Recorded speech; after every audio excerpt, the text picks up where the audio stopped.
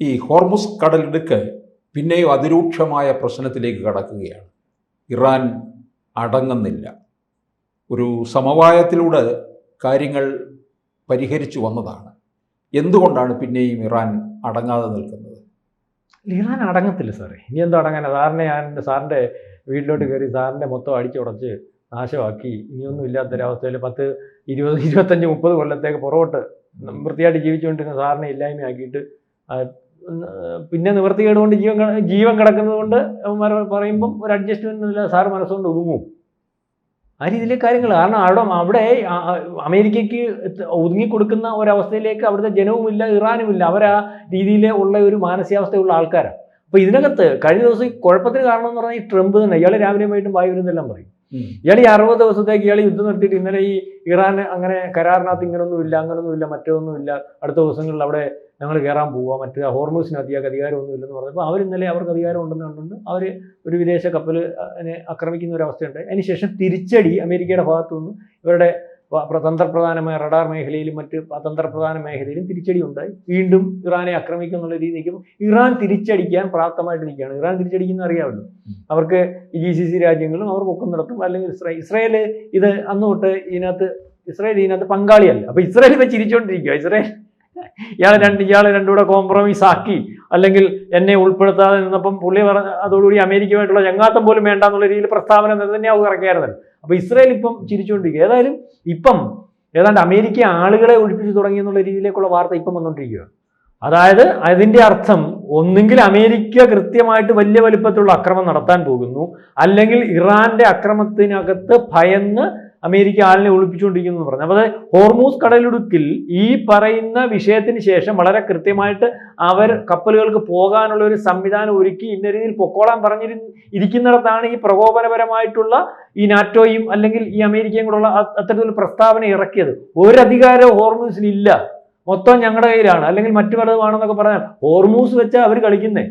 ഈ ഹോർമൂസ് കടലിടുക്ക് വെച്ചാണ് ഇറാൻ കളിച്ചുകൊണ്ടിരിക്കുന്നത്, അല്ലെങ്കിൽ ലോകത്ത് ഇറാൻ ഭീഷണിപ്പെടുത്തിക്കൊണ്ടിരിക്കുന്നത്. കാരണം ലോകത്ത് ഉണ്ടാക്കുന്ന, നമ്മൾ പറയത്തില്ലേ, ഊർജ പ്രതിസന്ധി ഉണ്ടാക്കാൻ അവർ കഴിയും. കാരണം ലോകത്തിന് വേണ്ടിയിട്ടുള്ള ഊർജത്തിന്റെ ഏതാണ്ട് 50% കടന്നു പോകുന്നത് അതിലേക്കൂടെ. അവിടേക്കൂടെ 20% നമ്മുടേതും ഉണ്ട്. ഈ ജപ്പാന്റെ ഒക്കെ 98% ഇന്ധനം കടന്നു പോകുന്ന ഒരു ഇടമാകും. മനസ്സിലാവുന്നുണ്ട്. അപ്പൊ അവിടെ വിഷയം ഉണ്ടാക്കിയാൽ ലോകത്തെ പ്രതിസന്ധിയിലാക്കാൻ ഒക്കുമെന്ന് അവർക്കറിയാം. അതുകൊണ്ട് എത്ര കടന്ന് അടിച്ചാലും അവരുടെ കയ്യിലിരിക്കുന്ന, അവർക്ക് കൈകാര്യം ചെയ്യാൻ പറ്റുന്ന, അവർക്ക് മൈനുകൾ കുഴിച്ചിടാൻ പറ്റുന്ന, അവർക്ക് നിയന്ത്രിക്കാൻ പറ്റുന്ന, അവർക്ക് ഗറില്ല യുദ്ധമുറ നടത്താൻ പറ്റുന്ന, അവർക്ക് അത്തരത്തിൽ അവരുടെ സംവിധാനങ്ങൾ ഒരുക്കി ഉള്ള ഇടത്ത് മാത്രമല്ല അവരുടെ ഭൂപ്രദേശം അവർക്ക് പരിചയമുള്ള ഇടമാണ്. അവർക്ക് അത് വെച്ച് കളിക്കാൻ പറ്റും. ആ കളിയിലാണല്ലോ ഇവനെല്ലാം ഇപ്പം വീട് നിൽക്കുന്നതും. ഇയാളിപ്പുറത്ത് പുറംകടലിൽ ഉപരോധം ഏർപ്പെടുത്തുമ്പോഴും ഹോർമൂസ് കടലിടുക്കിനകത്തെ വിഷയമാണല്ലോ ഈ പ്രശ്നം. ഇപ്പോഴും ലോകത്ത് മൊത്തമുള്ള വിഷയം അത് തന്നെയാണല്ലോ. ഒക്കുമായിരുന്നെങ്കിൽ ഈ സായിപ്പൊന്നും അഡ്ജസ്റ്റ്മെന്റിന് തയ്യാറാവത്തില്ലല്ലോ. സാറിന് അറിയാമല്ലോ. മണ്ടൂറെ എടുത്തോണ്ടങ്ങ് പോയില്ലേ രാത്രി പെണ്ണും പിള്ളേം കൂടെ? ആരാ? മറ്റിടത്തുനിന്ന് ഒക്കുവാൻ ആ പണി തന്നെ ഇറാനിലും ചെയ്തേനല്ലോ. അപ്പൊ ഇറാനിൽ ആ പണി ചെയ്യാൻ പറ്റുന്നില്ല എന്നുള്ളതാണല്ലോ അവിടുത്തെ ഒരു വിഷയം. അപ്പൊ ഇതിനകത്ത് ഞാനിപ്പോ ആളുകളെ ഒഴിപ്പിക്കുക എന്ന് പറഞ്ഞത്, ആളുകൾ ഏതാണ്ട് ഈ അവിടെ കിടക്കുന്ന കപ്പലിനകത്ത് വിവിധ രാജ്യങ്ങളിലുള്ള, ഇപ്പൊ കഴിഞ്ഞ ദിവസം ഇന്ത്യയുടെ ഒരു കപ്പലിനകത്ത് 2 അപകടം പറ്റി. നമ്മുടെ 2-3 പട്ടാളക്കാർ മരിച്ചില്ലേ? ഇതിനകത്തെല്ലാം പട്ടാളക്കാരുണ്ട്. കാരണം ഈ കപ്പൽ എണ്ണ കൊണ്ടുവരുന്ന കപ്പലിനകത്തും അല്ലെങ്കിൽ വ്യോമസേനയുടെ കപ്പലിനകത്തും ഒക്കെ പല ആവശ്യത്തിനും പല കടലാണല്ലോ, അല്ലെങ്കിൽ പല കാര്യത്തിനും നടക്കുന്ന കപ്പലുകൾ ബ്ലോക്കായി കിടക്കും. ഇതിനകത്തെല്ലാം കൂടെ 10-15,000-ഓളം വരുന്ന വിവിധ രാജ്യങ്ങളിലെ പട്ടാളക്കാരുണ്ട്. ഇവരെ അവിടുന്ന് മാറ്റിക്കൊണ്ടിരിക്കും. ഇവർ നിരപരാധികളാണ്. അപ്പൊ അവരിപ്പോ 2 ഘട്ടം ഒരു മണി കാണിക്കും. അല്ലെങ്കിൽ ഇവർക്ക് തിരിച്ചടി ഹോർമൂസിനകത്ത് മാത്രമാണോ, ആ പ്രദേശത്ത് മാത്രമാണോ ആക്രമണം നടത്തുന്നതിനെ പറ്റിയും അറിയത്തില്ല അമേരിക്കയുടെ പ്ലാൻ എന്താണ്. പക്ഷെ അമേരിക്ക എങ്ങനെ ആക്രമിച്ചാലും അതിനെ പ്രതിരോധിച്ച് നിൽക്കുന്നതിന് വേണ്ടിയുള്ള ഒരു സംവിധാനമായിട്ട് അവർ മുന്നോട്ട് പോവുക. അതായത് ഈ യുദ്ധം 60 ദിവസത്തെ കരാറെടുത്തണൊക്കെ 10 ദിവസം പോലും നീണ്ടിരിക്കുന്ന അവസ്ഥയിലേക്ക് കാര്യങ്ങളില്ല. അതായത് കാര്യങ്ങൾ പോകുന്നില്ല. ഏതാണ്ട് വീണ്ടും പശ്ചിമേഷ്യയിൽ യുദ്ധം തുടങ്ങിക്കഴിഞ്ഞിരിക്കുന്നു, അത് വലിയ വലിപ്പത്തിലായിരിക്കുന്നു എന്നുള്ള രീതിയിലേക്ക് കാര്യങ്ങളുണ്ട്. കാരണം ഈ യുദ്ധത്തിനകത്ത് ഇറാനുമായിട്ട് ഉള്ള കോംപ്രമൈസ് അമേരിക്ക നടത്തി മുന്നോട്ട് പോകുന്നതിന് വേണ്ടി താല്പര്യമില്ലാത്ത ഒരു രാജ്യമാണ് ഇസ്രായേൽ.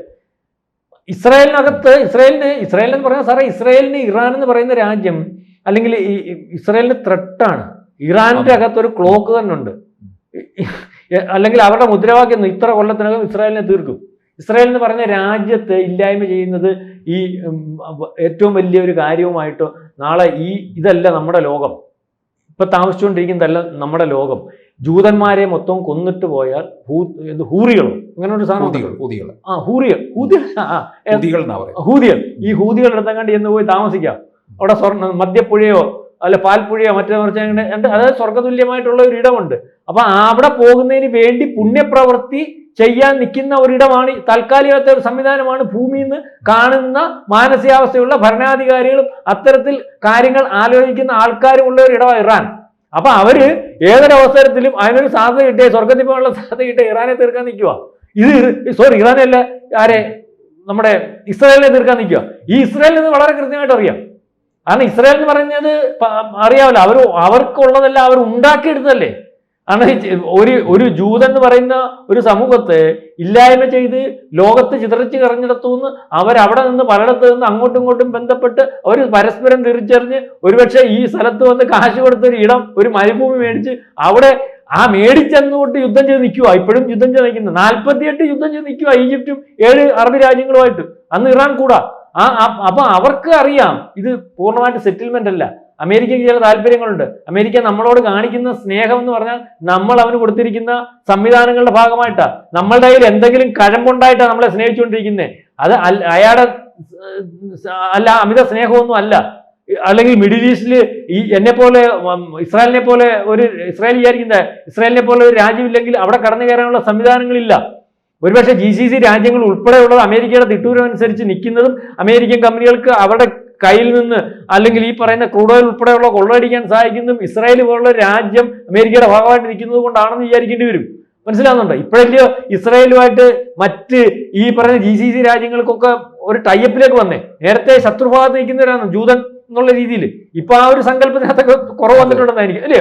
കുറവ് വന്നിട്ടുണ്ടെന്ന് പറഞ്ഞു. സൗദി ആയാലും UAE ആയാലും ഇപ്പൊ അവരുടെ അയൻഡോമും മറ്റു കാര്യങ്ങളൊക്കെ മേടിച്ച് ചില കരാറുകളും ഒക്കെ ഉണ്ടാക്കി. പക്ഷെ പുറകോട്ട് വരുമ്പോൾ അങ്ങനെയല്ല. അപ്പൊ അതിന്റെ താല്പര്യത്തിന് നിന്നതാ. പക്ഷെ ഇപ്പം ഇയാളുടെ താല്പര്യത്തിനനുസരിച്ച് നിന്നു കൊടുക്കുന്ന ഒരു അവസ്ഥ വന്നാൽ, കാരണം നാളെ കാലത്ത് ഇറാൻ എന്ന് പറയുന്ന രാജ്യത്തിന് ഏതെങ്കിലും ഒരു സാധ്യത ഉണ്ടെങ്കിൽ ആ സാധ്യത ഉപയോഗിച്ച് തീർക്കാനുള്ള ഒരു ഇടമാണ് ഇസ്രായേൽ. അപ്പം ഇത്രയും കാര്യങ്ങൾ ചെയ്തിരുന്നിടത്ത് വീണ്ടും ഇപ്പം ഇറാൻ ശക്തമായിട്ട് തിരിച്ചടിക്കുന്ന ഒരു അവസ്ഥ എന്ന് പറഞ്ഞാൽ ഇടയ്ക്കിടയ്ക്ക് ഈ വെടിനിർത്തല. ഈ വെടിനിർത്തലിന്റെ സമയത്ത് ഇവൻ ചെയ്യുന്ന പരിപാടി എന്ന് അറിയോ? അതുവരെ നശിച്ചതെല്ലാം കൂടെ സെറ്റപ്പ് ആക്കിക്കൊണ്ടിരിക്കുക. രണ്ടാമത് ഇപ്പൊ ഇതൊക്കെ ഈ ഇസ്രായേൽ കയറി ഇത് അല്ലെങ്കിൽ പ്രതിരോധ സംവിധാനവും അല്ലെങ്കിൽ നിരീക്ഷണ സംവിധാനവും അല്ലെ ലോഞ്ചിങ് പാടുകളും ഒക്കെ തകർത്തു. മാത്രമല്ല ഈ മൂവബിൾ ലോഞ്ചിങ് പാടുകള് ഒന്ന് മിസൈൽ ഇടുക മാറിപ്പോവാ. മിസൈലിനടുത്ത് സാധനം ഇട്ട് കഴിഞ്ഞാൽ അവിടെ ഇത് മിസൈൽ ലോഞ്ചിങ് പാടില്ല. അപ്പൊ ഇതേ രീതിയിലേക്ക് വലിയ വലിയ ടെക്നോളജി ഇതിന്റെ പുറകിൽ അവരെ സഹായിക്കാൻ നിൽക്കുമല്ലേ ഈ ചൈന ആയാലും റഷ്യ ആയാലും. അല്ലെങ്കിൽ ആരെങ്കിലും സഹായം ഇല്ലാതെ ഈ കാര്യങ്ങൾ നടക്കത്തില്ല. അപ്പൊ ആ രീതിയിലേക്ക് കാര്യങ്ങൾ നിൽക്കുകയാണ്. ഇപ്പൊ ഏതായാലും അതങ്ങനെ നിൽക്കുമ്പം ഇപ്പൊ പ്രശ്നമാണ്. അല്ലെങ്കിൽ ഇപ്പം വീണ്ടും ഒപ്പിച്ചോണ്ട് വന്നത് വർത്തമാനം പറച്ചിൽ കൊണ്ടോ അല്ലെങ്കിൽ കാര്യങ്ങൾ കൊണ്ടോ വീണ്ടും വിഷയത്തിലേക്ക് മാറിയിരിക്കുകയാണ്. ഏതായാലും ഇറാൻ തിരിച്ചടിക്കും. അമേരിക്ക ആളിനെ ഒഴിപ്പിച്ചു തുടങ്ങി. അതായത് അമേരിക്കക്ക് ഇറാനുമായിട്ട് അല്ലെങ്കിൽ ഇറാനെ അമേരിക്കയ്ക്ക് പറയുന്നിടത്ത് വെച്ച് കൈകാര്യം ചെയ്യാൻ പറ്റാത്ത ഒരവസ്ഥയിലേക്ക് കാര്യങ്ങൾ നീങ്ങുന്നു. അല്ലെങ്കിൽ അമേരിക്കയുടെ കണക്കുകൂട്ടൽ പൂർണ്ണമായിട്ട് തെറ്റുന്നു.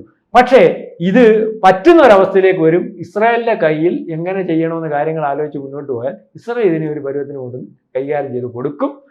അത് ഇസ്രായേലിനറിയാം. ഇസ്രായേലിന് അങ്ങനത്തെ ഒരു ബോധ്യമുണ്ടല്ലോ. ചില ആൾക്കാർ പറയത്തില്ലേ സ്വയം ബോധ്യമുള്ളവരെന്ന്. എനിക്ക് സാധിക്കും എന്നുള്ളൊരു ബോധ്യമുള്ള ഒരു രാജ്യം ഈ ലോകം മൊത്തോടെ തിരിഞ്ഞു നിന്നാൽ ഇസ്രായേൽ പറയും വാടാ. ആ ഒരു അവർക്കതിനൊരു ബോധ്യമുള്ളവരാണ്. അത് എണ്ണത്തിലൊന്നും അവർക്കധികം വേണ്ട, വലിയ രാജ്യം വേണ്ട.